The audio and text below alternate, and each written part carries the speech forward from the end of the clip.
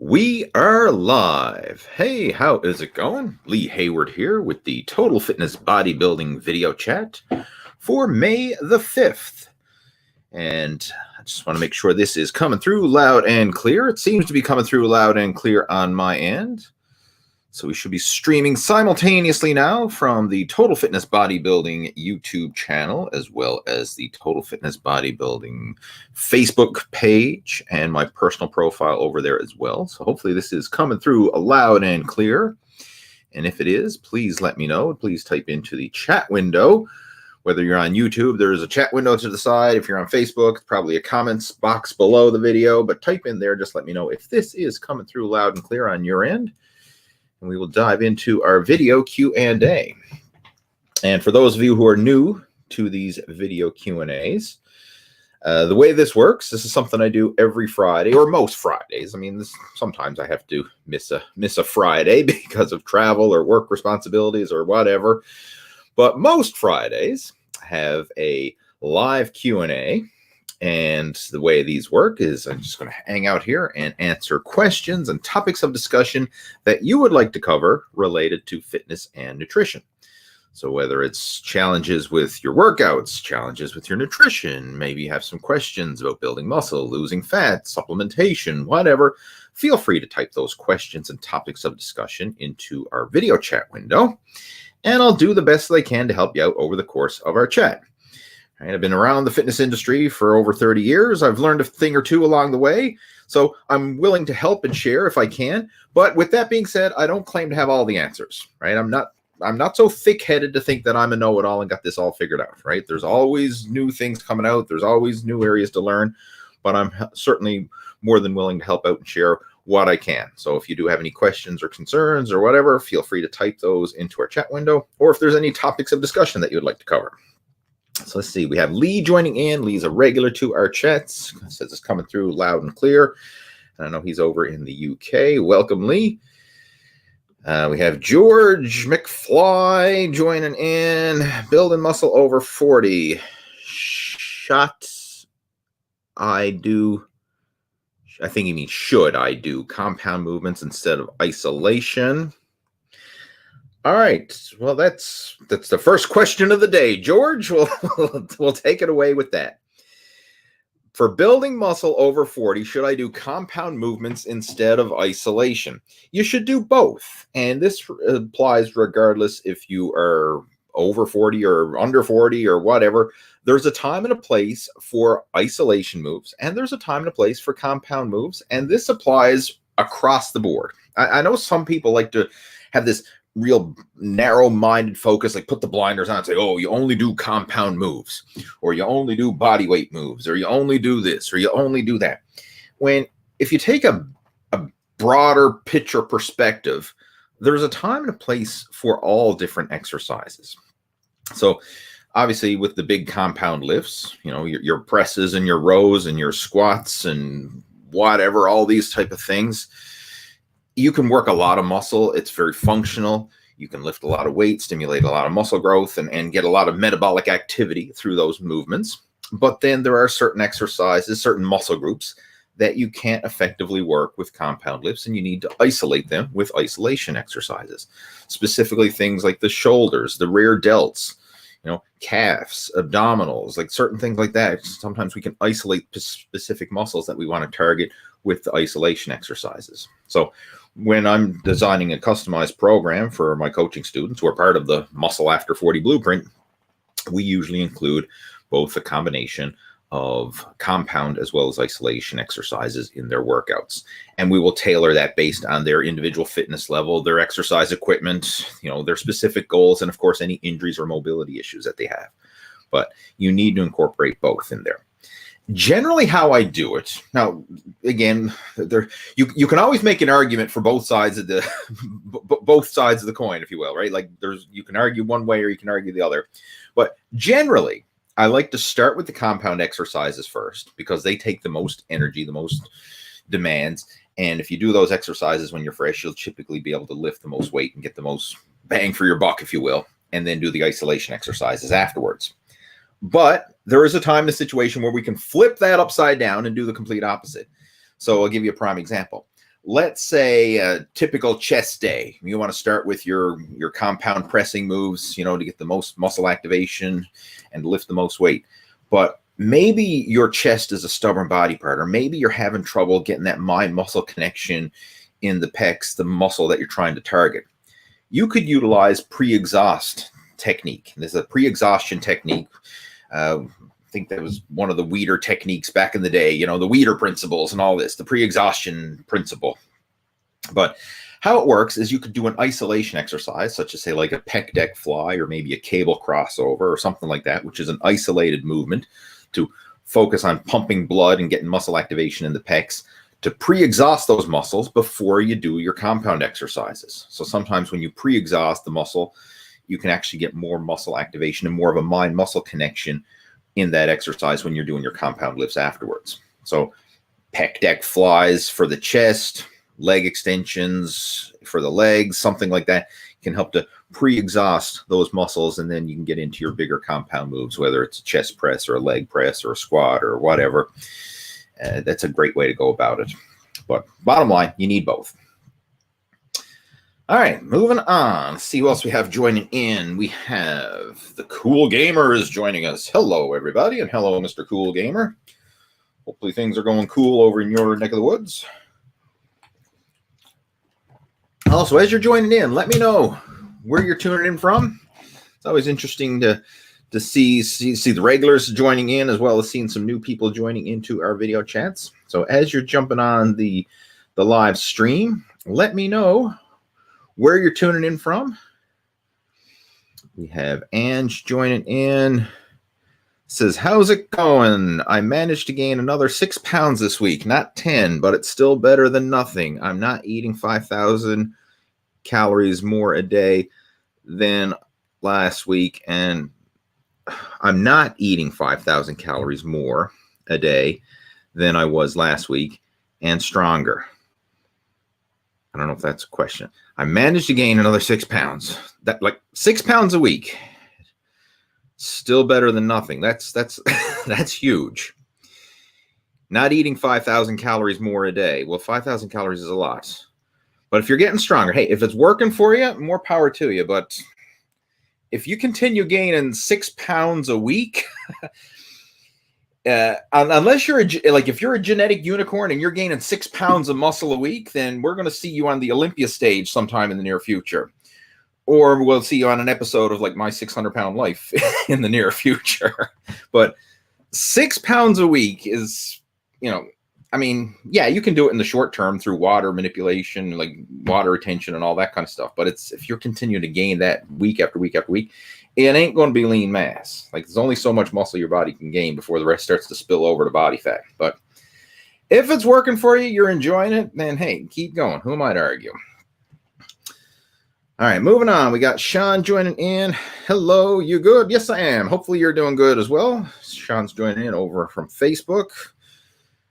Glad to have this there. Good stuff. Lee Dunnigan. Lee, I use a massage gun sometimes after a workout. Would there be any benefit to using one before a workout, maybe to warm up the muscles? I have to be honest. I've never used a massage gun. We've seen them online, the videos and stuff. It almost looks like a drill or something with a ball on the end of it, like blah, blah, blah, blah, blah. I've never used one, so I can't really comment and give any real world practical feedback on it. So I don't know. You could try it and see, but again, I'm not the best person to ask on this because I don't have any personal experience with it, and I don't want to. One thing, if you have some extra tightness and stiffness in a certain area, then yeah, doing some extra work or getting blood flow and circulation can certainly help. Obviously, if part of your warm-up routine, you could do something that's going to loosen up any tight, stiff areas that you have. Maybe the massage gun can work, but again, I'm going to leave that one because I don't have any personal experience with it to share.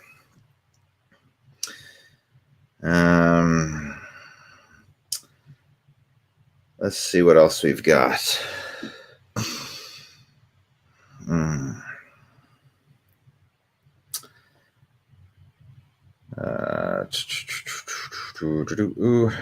Let's see. And just saying, I've been a 5,000 calorie surplus, and for some reason, second, guys. Telephone. I forgot to mute my phone. I normally mute my phone before I do these video chats, but there, muted.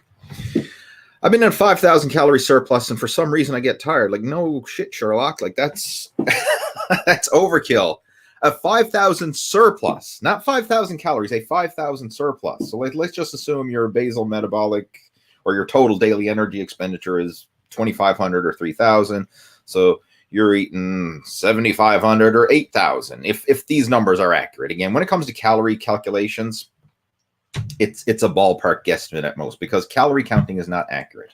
I've mentioned this in the past. I've done videos on this in the past. Like, when you look at food and Jesus, the phones are ringing off the hook. Anyway, I can't. Forgive the phones. Where was I talking about? What was I talking about? 5,000 calories. Oh, calorie counting. Go to the message manager. All right, I think it is. There. Calorie counting is not an accurate thing. Like, food labels are legally allowed to be off by 20%.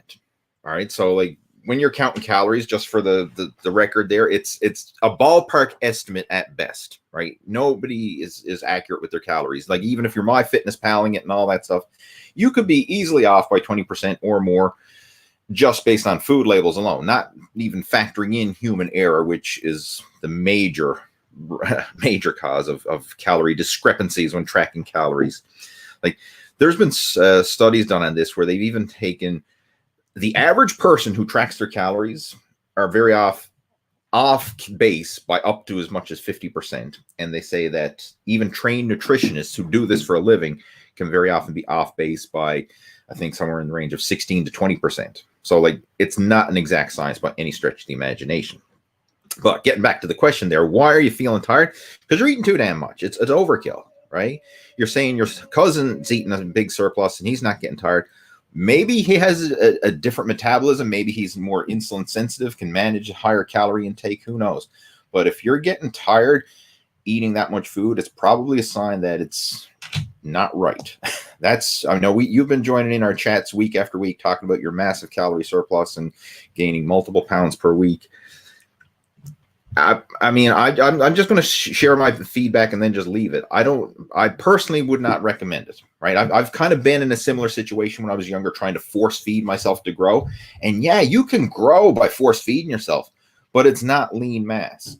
A small percentage of it will be lean mass initially, but once you fill out your glycogen stores, the rest is going to spill over to body fat. Like, you can only gain muscle so fast before the rest gets spilled over to body fat.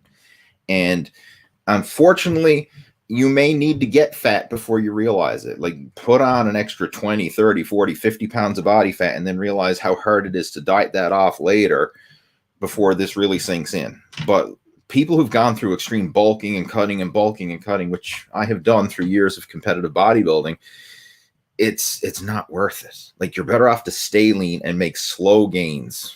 It's a much healthier and a much more enjoyable process than to try and force feed yourself by consuming, 1,000+ calorie surplus, piling on an excess body fat. Because when it comes time to cut, when it comes time to lose the gut, you're going to have to sacrifice a lot of the lean muscle you gained in the process of losing the body fat, because the calorie restriction will have to be extreme in order to undo the damage done. So I'm not a big fan of it personally. If it's working for you, you're enjoying it or whatever, keep doing it. But personally, I would not recommend it. And I'm just going to leave it at that. We have Naz joining in. Welcome. Glad to have you joining. We have got Ryan joining in. Says, I love your new gravel bike. I can see new KOMs in the future. Actually, it's not a gravel bike. Ryan, I follow Ryan on Strava, and he follows me on Strava, which is a app that we use for tracking cycling rides. A lot of endurance athletes use it for tracking their runs, bikes, and swims. But I have a new Trek Domani, which is a road bike, which is considered an endurance road bike, but it has larger tire capacity, and it's a very flexible frame. It's got, suspension seat posts with this ISO speed decoupler, and it's not technically a gravel bike. It's still a road bike, but it has bigger tire clearance. So I'm running 32 mil tires on that, which allows me to handle light gravel. Whereas my old road bike with little skinny 25 mil tires, it would be sketchy to try and ride any gravel on sketchy tires, skinny tires like that. So I've been doing some gravel riding, meaning light, the railway trails, but it's not a gravel bike. It's still technically a road bike. Yeah. But thanks. I know we're following along with Strava, so I'll be following along with your rides as well. Appreciate it. Eagle Eye John says, how can you tell what rep ranges work for you? I'm sure 6 to 8 reps works for me. You just answered your own question. This is something that you will learn intuitively by going through different workouts, different rep ranges. You will find your individual sweet spot. And it's not always a blanket answer for everybody. Like, some people have a natural preference. Their bodies, their makeup, and everything else are better suited to either lower reps or moderate reps or high reps. And you will kind of find your individual sweet spot with this. For me, it's usually in the 10 rep range. That's my sweet spot for most exercises. Now, with that being said, it will vary depending on the movement. And I actually made a video and a blog post about this a while back. I could probably share it, or you can just do a search for do a YouTube search for Lee Hayward, how many reps to build muscle. And in that video, I take you through different categories of exercises, because sometimes the bigger compound moves, your presses, your rows, your overhead lifts, deadlifts, squats, all that kind of stuff, the big compound lifts, they work better for lower reps. So say sets of 5, like a 5x5 program would be perfect for squats and bench presses and deadlifts and shoulder presses and things like that. 5x5 works really well for that, which is low reps. In the mid-range, the 10 rep range. And when I say 10 reps, it doesn't exactly have to be 10. It could be, say, like 8 to 12, somewhere in that range, but, an average of 10 reps per set. This tends to work best for a lot of the mid-range exercises. And when I say mid-range, I'm talking about like lat pull downs, barbell rows, barbell curls, leg presses, your mid-range exercises, not like the heavy compound barbell power lifts, but it's not your high rep isolation stuff. It's the mid-range stuff. I find that works best for moderate reps, somewhere in the 10 repetition range. And then for the isolation work, your calf raises, your abdominals, your shoulder side lateral raises, work for the rear delts, leg extensions, all that kind of stuff. That works well for higher reps, probably 15 repetitions or more. So that's generally how I divide my workouts. Again, it may vary depending on the individual program, but more often than not, the big compound lifts, I'm going to do lower reps.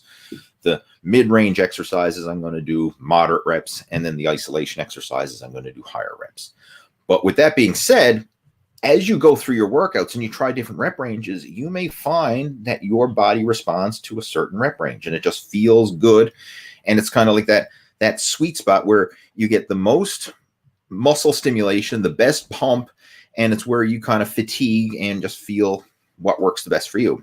And it's almost like the RPMs in a car.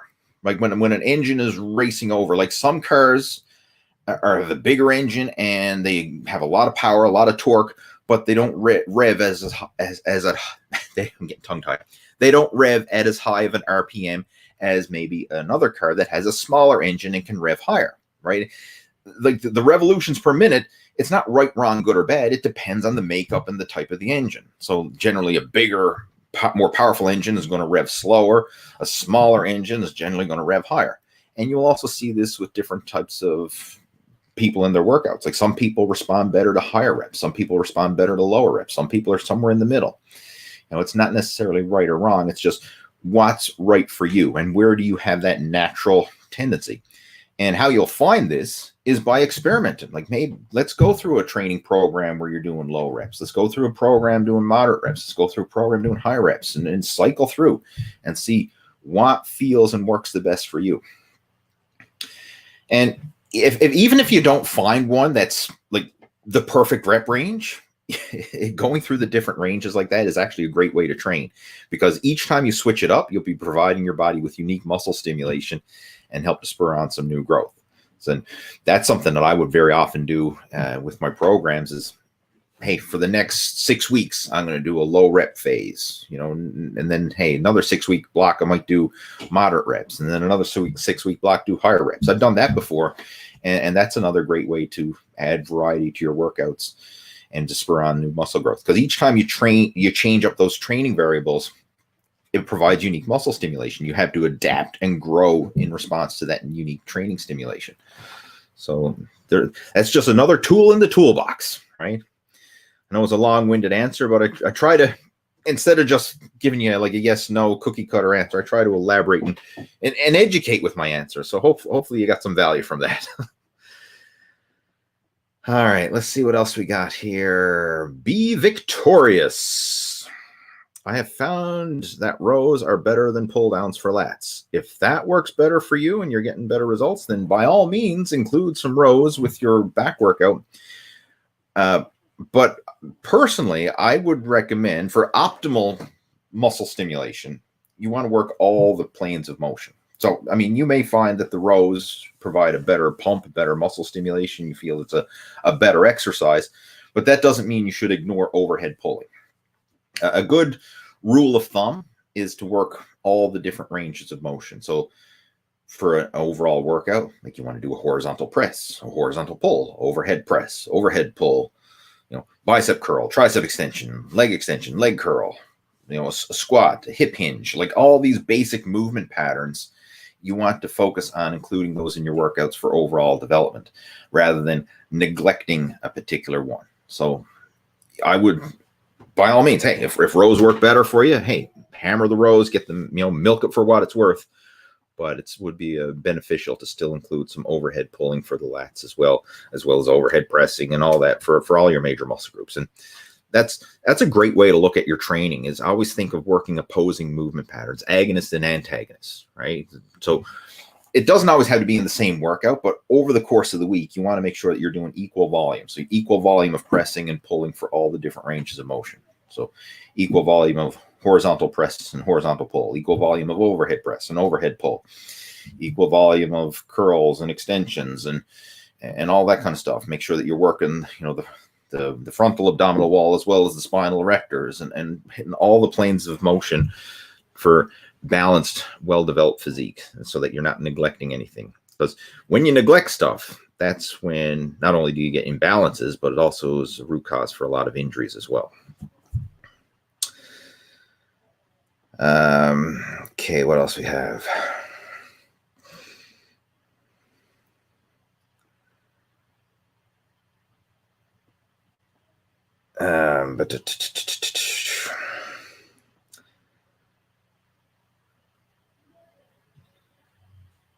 All right, so let's see what else we got here. A lot of questions coming through. All right, there was one I want to address first. I have to bring this up. It was one of my followers over on Facebook shared this with me in advance. He lives over in the Philippines, and he said he probably wasn't going to be able to watch the live stream, but he sent me in a question in advance and asked if I could cover it here. So I'm just going to address this. It's oops, I got to take that question off the screen there. Hang on, where's that to? Done. All right. This one is from Trevor, and it wasn't posted in our live stream. He just sent it to me through email. So I'm just going to read it out here. It says, Lee, is there a live Q&A today? Yes, there is. He says, I'm in the Philippines and I'm never able to watch live from the time zone differences. However, I do have a question. It says, I just finished doing 6 months of a ketogenic diet. I went from 95 kilograms down to 78 kilograms. This past week, I've changed my macros. to 40% protein, 45% carbs, 15% fat. My weight has increased by 2 kilograms. I think it's mainly water retention as I'm coming off the ketogenic diet. But I notice my body looks a lot fuller, if that makes sense. It does. It says, I've watched your video on a full day of eating. I've gradually, over the past 10 days, have been increasing my food intake to 1,800 to 2,000 calories a day. That's total, not a surplus, but total calories. He says this, which is a lot more food for him. And he says, I'm eating a piece of fruit with my oatmeal, having a banana before I hit the gym, 3 to 4 times a week, with an all over workout. I think he means a total body workout. And then an afternoon snack with another piece of fruit. I noticed blah, blah, blah, blah, blah, blah, blah. He's tracking his nutrients. He says he's consuming about 50 to 70 grams of sugar per day. Is this okay? Should I cut back on the fruit and take a low sugar carb supplement instead? All right. So a lot to unpack here, but I want to address this because it's a very common situation for a lot of people. And first off, I respect Trevor in this situation because he utilized keto, made some good progress with it, but now he's transitioning into a more well-balanced diet. And if you are going to utilize keto, and I know keto is a very popular diet for a lot of people, but it's hard to sustain keto as a lifestyle. Now, there are some people who manage to, and generally speaking, the ones who manage to sustain keto as a lifestyle are not doing it from fat loss point of view. They're doing it because they have to, because of health issues. Like maybe they have digestion issues or autoimmune disorders or something where their body doesn't tolerate carbohydrates or different foods very well, and they have to eat a very limited diet.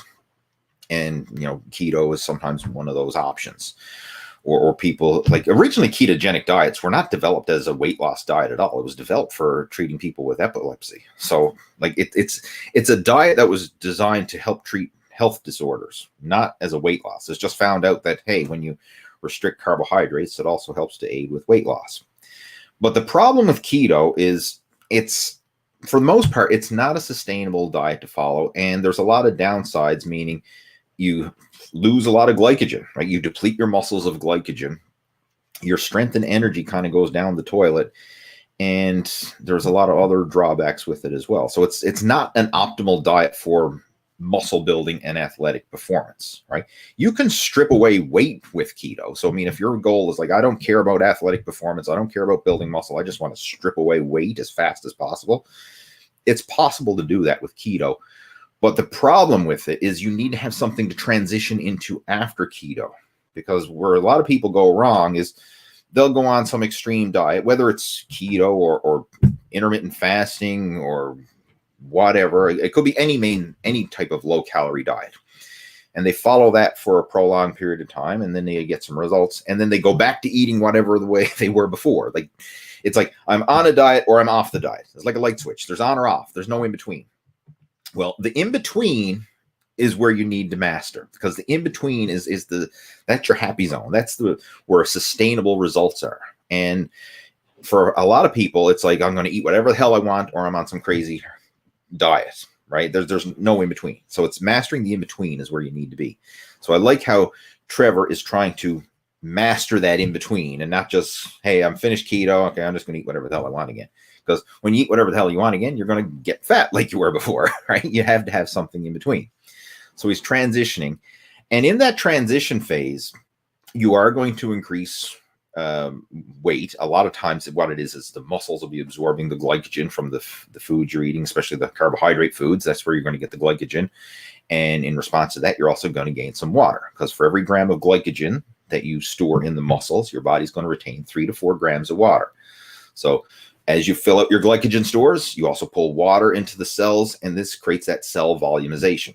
Now, you'll fill it out to a point, but once your glycogen levels are topped up, then that's it. The rest is just going to get spilled over and stored as excess body fat if you continue to consume over and above. But in Trevor's case, he's not consuming a massive calorie surplus or anything. He's consuming 2,000 calories a day total, which I would assume is still probably In his situations, probably still a slight, maybe maintenance or maybe even slight deficit, who knows.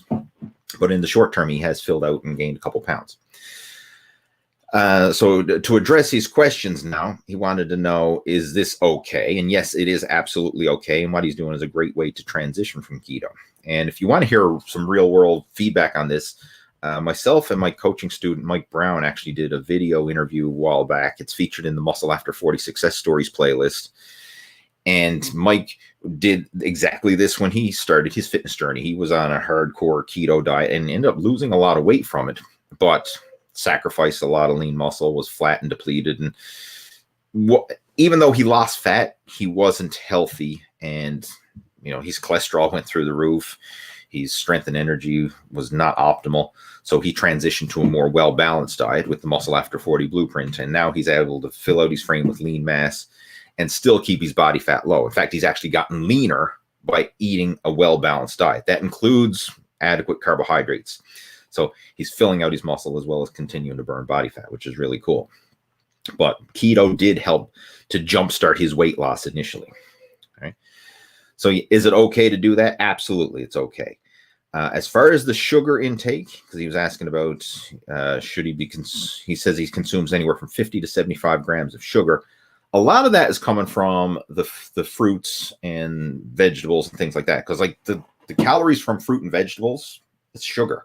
But it's natural sugar, and it's not the same as like consuming 50 to 70 grams of table sugar or candy or something like that. Because when you eat fruit, the fiber and it slows the rate of digestion. So it's not going to create that same spike in insulin and the same drawbacks as eating just pure refined sugar. Eating natural sugars in the form of fruits and vegetables and things like that, it's not going to be a major issue. So I see no problem with that.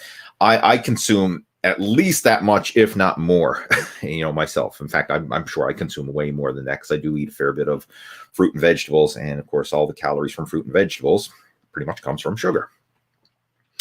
Unless you're getting the starchy vegetables, and then it's coming from starches. But when you're looking at the fibrous vegetables and, the fruits, your apples, your oranges, your bananas, your whatever, your melon and all that, it's all coming from natural sugar. Which is okay, right? You can have that.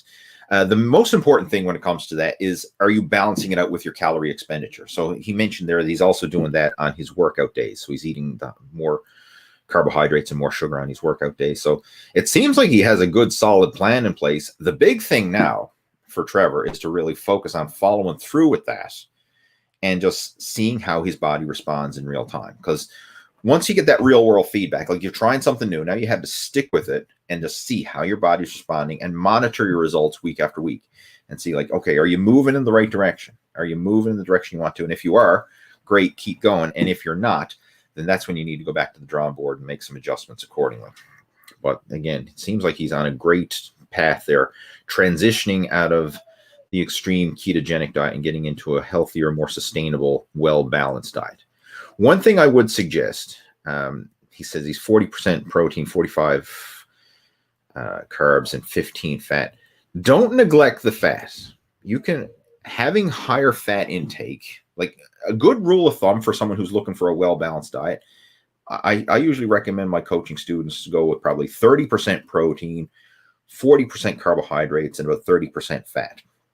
Don't shy on the fat, because fat is a very vital nutrient, like a lot of essential fatty acids. Make sure it's good fat, not just garbage fat, but essential fatty acids, omega-3s, things like that. Because not only is that going to help to optimize hormones like testosterone and metabolic hormones and help with joint lubrication and a lot of metabolic functions within the body, but it's also going to help to stabilize your energy and satiate your appetite. Because if you go very low fat, and 15% is pretty low fat, it's going to be harder to control your appetite. Fat is like that slow burning energy that gives you that stable base, right? And it helps to give you that appetite satiation and prolonged hunger control. So I would have a little higher fat intake if it was me personally. That's one thing that I would recommend. So like a good diet to strive for, hey, 30 your calories from protein, 30 your calories from carbs, 30 your calories from fat. I mean, you can do it that way. Or if you want to bump it up, you could even have a little higher in the carbohydrates. But a third all around is a great place to start for most people. All right, so that's Trevor's question. Done. Let's see what else we got here. Moving on. Who else we got joining in? We got, let's show that. Spider Moose. What's up, Lee? Hello, Spider Moose. I don't recognize that username, so if you're new to the video chat, welcome. Glad to have you tuning in. Let's see what else we got here. Billy's joining in. He says, Lee, do you think you can still build muscle without adding more weight on every workout? Yes, let's unpack that. That's a good question to unpack, because you're not going to gain weight. I mean, when we say gain weight, I think he means increasing the weight with every workout, because we're talking about workout weight. You're not just going to get stronger every single workout. And strength in the gym is not just from muscle strength. There's a lot of elements that come into play when it comes to building strength. So your technique is one. And for a lot of new people who are working out, just getting started in the gym, a lot of their strength gains come from improved lifting technique and improved efficiency. So you go in for your first workout and like you don't know what to do. You're uncoordinated and you're like, you know, you're fumbling around and you don't feel very confident with your exercises. Then as you do them, you get a little better. You feel a little bit more confident, and you're able to control the weight better. You'll be able to, you know, contract the muscles that are supposed to contract and stabilize the body in the proper way and get that correct position. And also you get the neurological stimulation there where like, okay, now you can actually exert yourself on command and generate the power needed. So you are able to focus your effort and energy into the set, whereas a lot of beginners, they're all over the place. Like they can't really focus their attention and focus their strength and energy to muster up that power. So in the initial phases of working out, a lot of your strength gains are just going to be from improved lifting technique, from improved efficiency, and just improved motor unit control. So you're able to generate more strength and power with your workouts. Now, some of it will come from actual muscle gain, like you're building lean muscle tissue, increasing your tendon and ligament strength and all that kind of stuff. But initially, a lot of it is technique. And another thing, of course, is the tendon and ligament strength. That's why a lot of times you'll see people who are younger and have really strong tendons and ligaments and healthy, flexible, mobile tendons and ligaments. A lot of times they can maximize and move weight without any aches or pains. And I can relate to this because I remember throughout my mid-20s, right up until I was 28, because when I was 28 is that when I had my first injury, my first serious injury, not just, you know, not counting little minor pulls and strains, but I tore a muscle at 28. But up until then, I thought I was invincible because I'd go into the gym and I'd train hard, train to failure, sometimes use crappy form, you know, heaving and throwing weights around. And I still got through it. And I was almost like, I knew the risk of injury was there, but in the back of my mind, it was like, it's not going to happen to me. You know, I might pull or strain something, but it's no big deal. It'll, you know, a week or two, it'll ease up and I'll be back at it again. But I never thought I'd get seriously injured until I did. And that was the big wake-up call for me. And now I've noticed as I've gotten older, you know, 40 plus, and it just is going to continue on. Like, because I started working out when I was 12. Like throughout my teenage years, you know, anything goes. Even throughout my early 20s, anything goes. Once I had my first injury at 28, that was a significant one.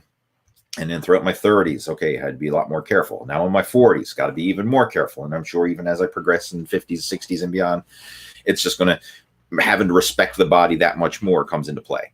So it's not that the muscles can't handle the weight, but it's the tendons, the joints, tendons, and ligaments a lot of times.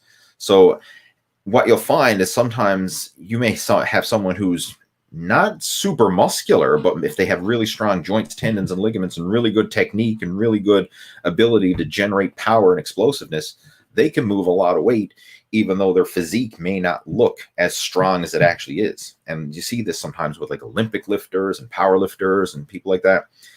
Sometimes it's shocking how much weight they can move because of how they've trained and developed their abilities that way.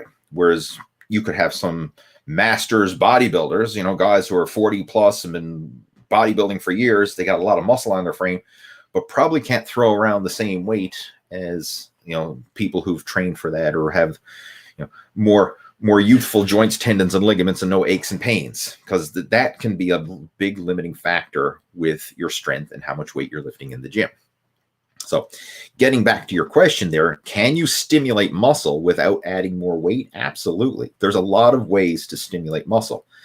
Like, you can provide more time under tension. So increasing the repetitions that you do or increasing the volume of sets that you do is a way to add progressive overload without actually adding weight.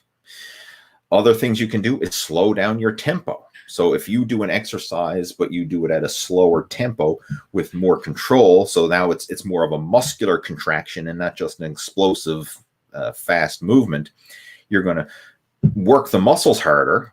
And even if there's not heavier weight on the barbell, you're going to feel more strain on the muscles themselves because it's a slower tempo and it's a pure muscular contraction versus just throwing the weight.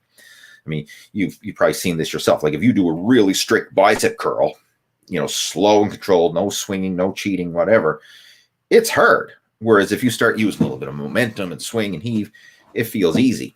So you can slow down your tempo and actually get more muscle stimulation with the same weight, or in some cases even less weight. So these are all ways that you can stimulate muscle without adding weight to the barbell.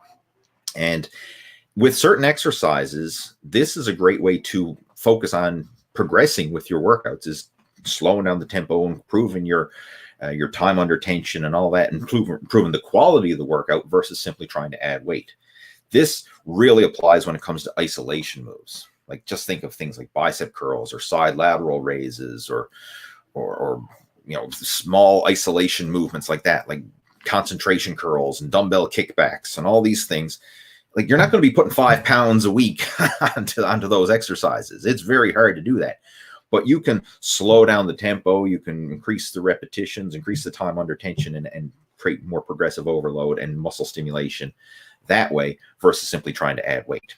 And the older you get and the more you need to respect your body, the more these other types of training stimulus will be more important. So with my workouts, it's not that I'm not trying to add weight, but I'm not in there trying to force it. So I'm not like trying to, I got to add 5 pounds and beat my previous best from last week. It's like, no, I'll go through my workouts and lift the weight. And I increase the weight when I'm confident that I can do so, and the previous weight felt easy. Like, I completed that set and I said, you know what, I got more repetitions this time. It felt really good.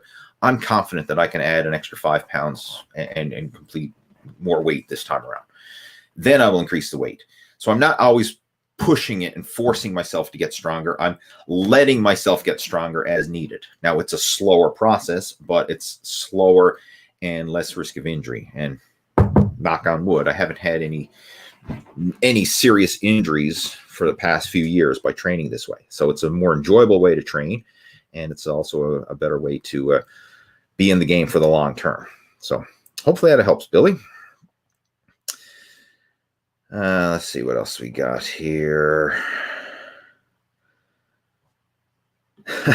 When doing a bro split, how many sets were you averaging a body parts? Back in my bodybuilding days, the bro split days, right? I love that term, bro split. They're just, I don't know, like, it sounds so cheesy to me now, but like back, doing bodybuilding workouts, like, that's just what you did. You had chest day, you had back day, you had leg day, you had arm day, shoulder day. I mean, that's just the way it was. It wasn't, a bro split, but anyway, it just tickles me. That's all I want to hear, that word, bro split. How many sets? It would vary, but on average, I would probably do 20 sets of body part. Like, that was my kind of standard for a lot of my body parts. Sometimes it might be a little more. And the number of sets would vary depending if you're counting warm-up sets and all that kind of stuff. Because obviously, if you're doing like a big compound lift, you're going to need to do more warm-up sets than if you're doing a small isolation exercise or whatever. But generally speaking, 20 sets of body part was kind of like an average for me back in my bodybuilding days. Nowadays, it's much different. I don't do bro splits. I do total body workouts. And I probably still average in that range of 20 sets, give, again, depending if you're counting warm-up sets or not, but I'm probably still averaging 20 work sets, but now it's split over the entire body and not just a body part. What else we got? Neil is joining in. He says, good morning. He's over in the other corner of the globe. Welcome, Neil. He said, what are your thoughts about getting better muscle contractions rather than increasing the weight, or more so like a better mind-muscle connection? I think you just read my mind. I just literally talked about that in the previous question. So, yeah, we're good. if you're joining in, go back and just rewind it a few minutes and listen to my previous question, because that is exactly how I focus on my training now. I'm not chasing weight. I'm focused on the quality over just the sheer quantity of weight. And I find that is a safer and it's a more enjoyable way to train. It's a less stressful way to train too. And what I mean stress, like, because stress can be good or bad, like stress on the muscle in terms of muscle stimulation, that's a good thing. But stress in that you're scared of the workouts and you got butterflies in your belly and you're like, oh man, I'm dreading this workout. Like, that's not necessarily productive either.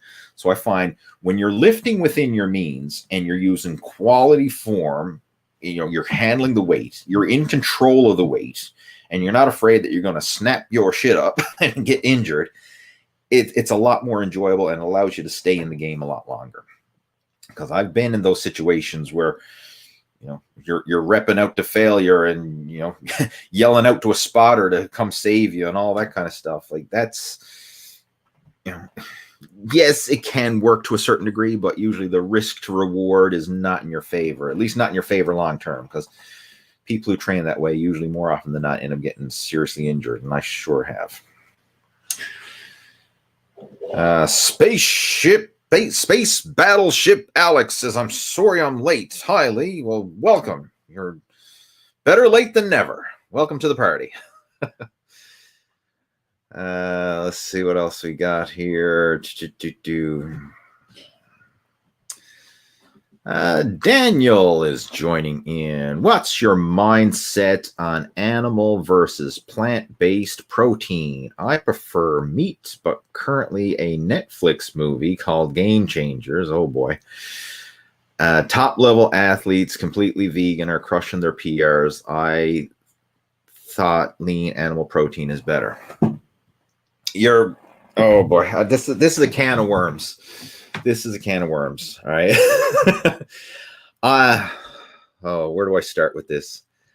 I have personally went on a vegan diet because, just like you, but I mean, we'll just rewind back several years. I believe it was in 2014. That's when I noticed a whole slew of pro-vegan documentaries coming to Netflix. Like, there was Forks Over Knives. There was a couple other ones as well. Forks Over Knives stands out in my mind because it's just easy name to remember. But there was another one, like the China study, talking about, which again, that opens up a whole can of worms, because that wasn't a true vegan documentary true vegan study. It was just, dietary habits, which also included animal protein. But anyway, bottom line, I'm getting distracted here. I got caught up in the whole vegan thing as well. Right. And I started, maybe they're right. Like, maybe we've had it wrong for years. Maybe because everybody's looking for, let's blame our dietary woes. Let's blame our problems on something. We got to find something to blame it on. Right. So like back in the early days, if people got fat, is because if you got fat because you ate fat. So everybody said, hey, if you don't eat fat, you're not going to get fat. So everyone cut out dietary fat or cut it down very low. And what happened? People ended up getting fatter, because when they cut out the dietary fat, they were increasing carbohydrate consumption. Then people switch gears and say, well, it's not the fat that's making people fat. It's those pesky carbohydrates that are making us fat. So let's cut out the carbohydrates. So people do that. And then what happens? I mean, yeah, it can work in the short term, but ultimately it's not sustainable long term. So there's a whole slew of problems there. And then we come along with the whole plant-based vegan people. They're saying, well, it's not the carbs, it's not the fat, it's that pesky old animal protein. Let's cut that out. Let's get rid of the protein. And if we do that, then all our woes are going to be solved. So, I tried it. I tried it for a full year. I gave it an honest effort, and I went vegan for a full year. And I'm glad I did, because I learned a lot about nutrition, and it's amazing the variety of food you can actually get from a plant-based diet. And I learned a lot of cool plant-based recipes and things like that. But interestingly, I was losing weight, but I was not getting leaner, and my strength in the gym did not improve. Right? Like, this is my real world experience now, right? I know someone else is going to, there's a carrot crunching vegan out there who's going to say, oh, you're bullshit. It works for me. Well, good for you. But just sharing my personal experience and what I've went through. Like, as I was going through the vegan diet, I felt flat and depleted. I couldn't get a muscle pump in the gym. Like, I'd go through my workouts and it's like, I felt like I was on empty. Like, there was nothing. I'd go through, I couldn't get a pump, even though I was eating a ton of carbs, because like the whole diet is basically carb based, like plant-based foods. There's carbohydrates in virtually every plant-based food. So I was eating a ton of carbohydrates, more than I ever have, yet I felt flat and depleted. And I go through my workouts and I just couldn't get a pump. And I found my weight was dropping, but then I still had that, stubborn roll around the midsection. Like, I wasn't getting leaner. I was like letting the air out of a balloon. I just felt depleted. And it wasn't, I couldn't figure out what was going wrong. Like, I'm following this diet and I couldn't figure it out. And then I said, well, you know what?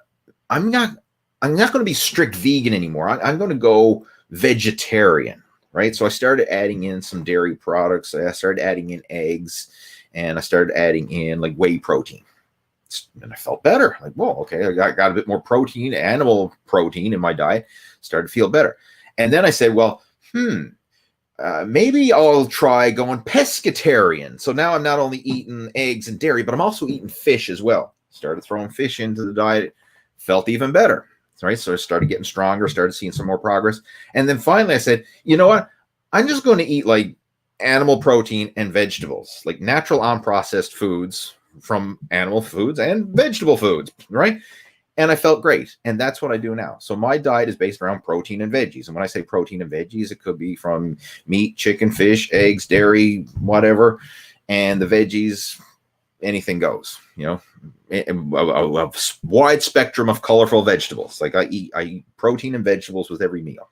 And if I can't get solid food protein, then I will supplement with protein powder. If I can't get solid food vegetables, then I'll supplement with greens powder. But every meal, whether it's solid food or supplemental, is protein and veggies. And since I've been doing that, like, that's been the foundation of my eating plan, and I feel better and have more energy, more strength, and my health is at the best it's been in years. Like, so that's my personal opinion on it. And a lot of that stuff, like, you got to take it with a grain of salt. Now, there are some people out there who are vegans, and they're probably making great progress and seeing some, great athletic performance as a vegan, but it could be a correlation and not a causation. Like, they could probably still be great athletes if they were eating a mixed diet. Like, maybe they're just genetically inclined to be great athletes, and they're really hard training, and they have all these other elements, but they also happen to be vegan as well for whatever reason.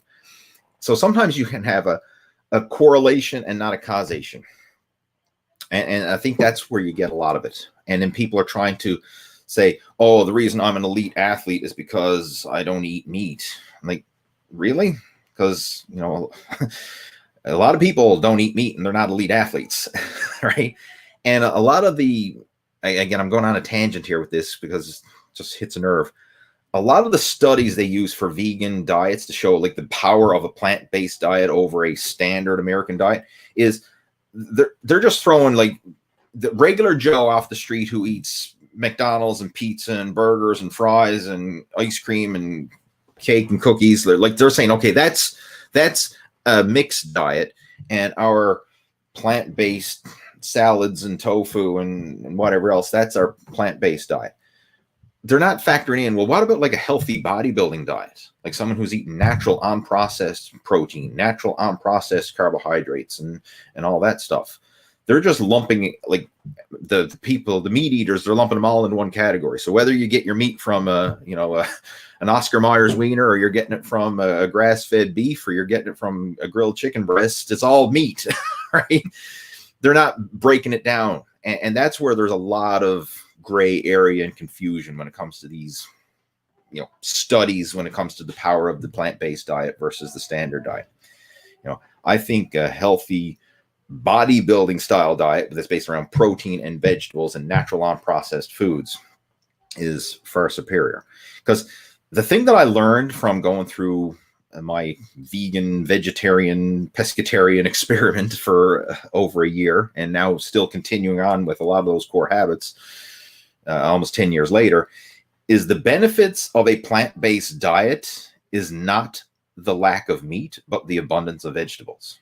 Because you could eat a technically plant-based or vegan diet or a non-meat diet and still be totally unhealthy. And like, just a prime example, you go down the potato chip aisle, the cookie aisle, the sugar, the high fructose corn syrup, the vegetable shortening and canola oil and blah, blah, blah, and the hydrogenated vegetable oils. These are all plant-based foods, and they're the worst things that you can consume, right? Like, imagine stuffing your face with potato chips and sugar and cookies and popsicles and whatever else and sugary drinks. Like, this is all technically plant-based because there's no meat in any of that stuff. But because there's no meat doesn't mean it's healthy, right? That's pure junk food, pure crap.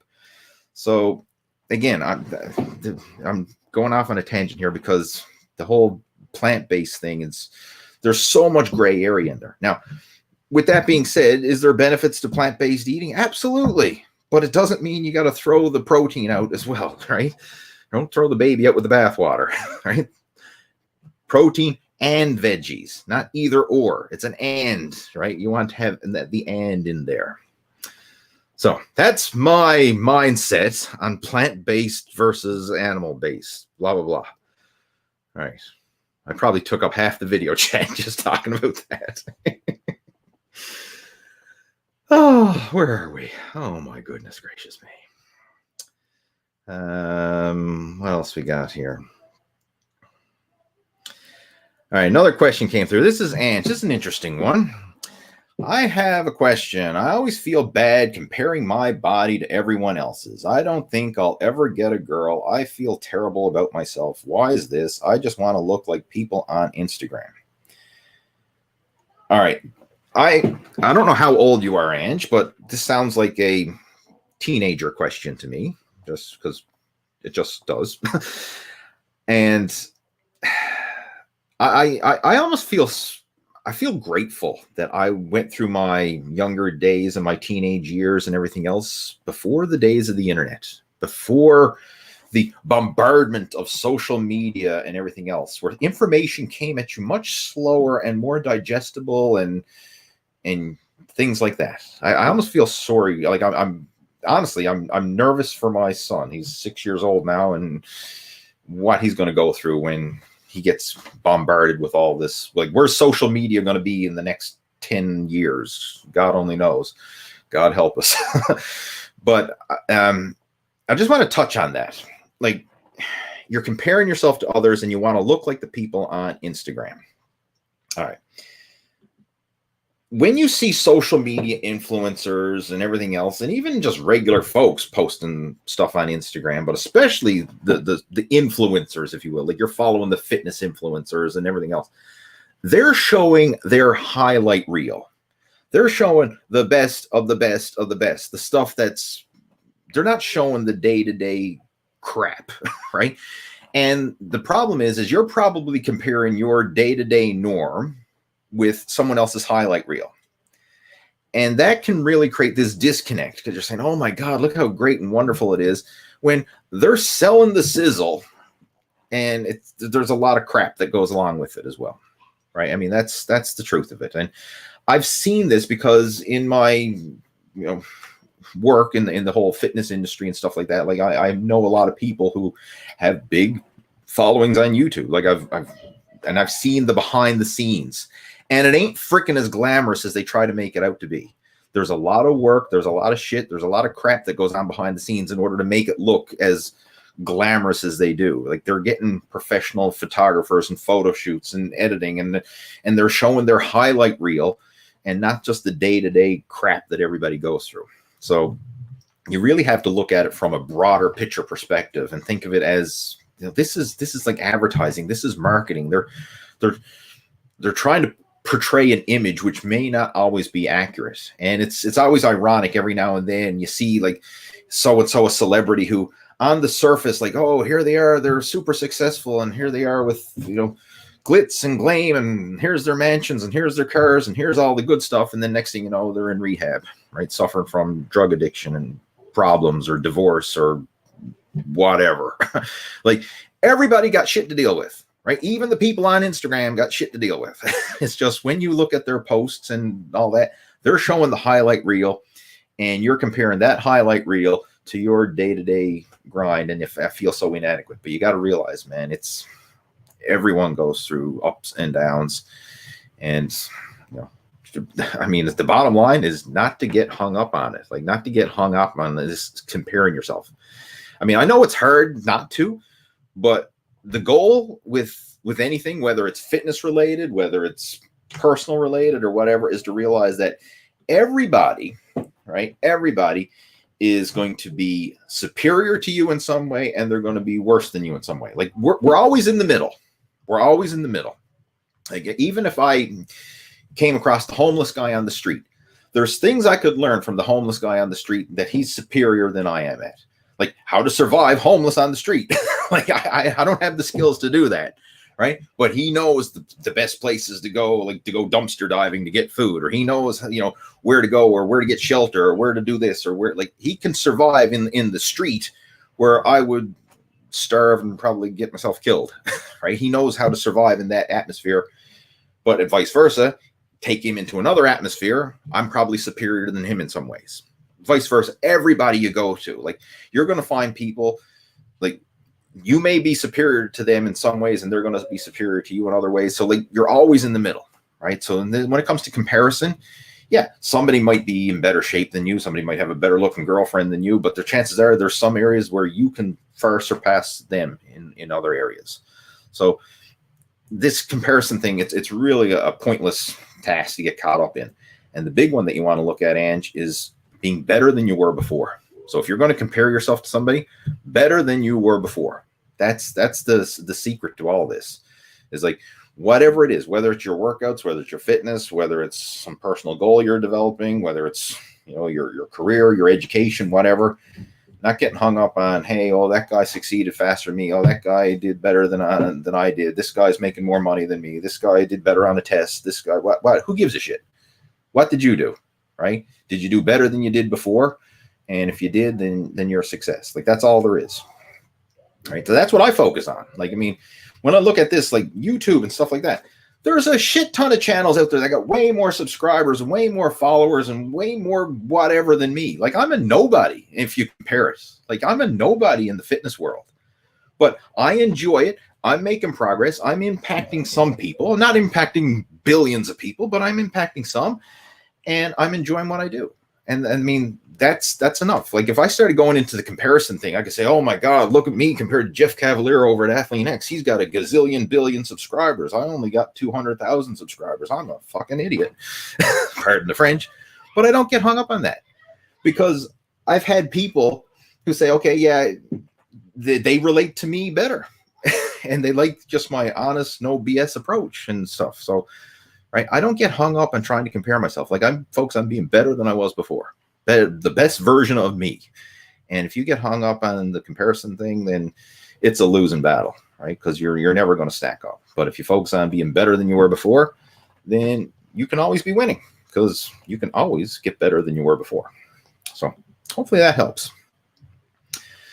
And with that being said, we just rolled over the 1 hour mark. So I think that's a great way to finish off our video chat. And it's a good little lesson to leave us on, being better than you were before and not getting hung up on everything outside. All right, guys, I'm going to clue this up. Hopefully you found this insightful and beneficial and all that. And one thing that I want to share with you, this is something that I've been working on the side now for the past several weeks, over on the Muscle After 40 Blueprint Coaching Program, which is my private VIP coaching program. We've been making some big changes over the past year with how we run the program and different features we've added. And I've actually put together a PDF brochure that outlines a lot of the new updates that we've made with the Muscle After 40 Blueprint. So if you're interested in coming on board with the Muscle After 40 Blueprint and being part of our VIP coaching group, and you'd like to get, see what it is that we do, get a peek behind the scenes, if you will, I put together a detailed PDF brochure along with a video that literally takes you behind the scenes and shows you how the whole process works. So if you'd like to check that out, feel free to reach out to me, whether you send me a message over on Facebook or you drop me an email. I got my contact information down in the description below this video, so feel free to open that up and drop me a line. Just say, hey, send me the brochure, right? That's all you got to do. Send me a message with the words, send me the brochure, and I'll know that you watched this video, and I'll send it over to you, and you can check it out.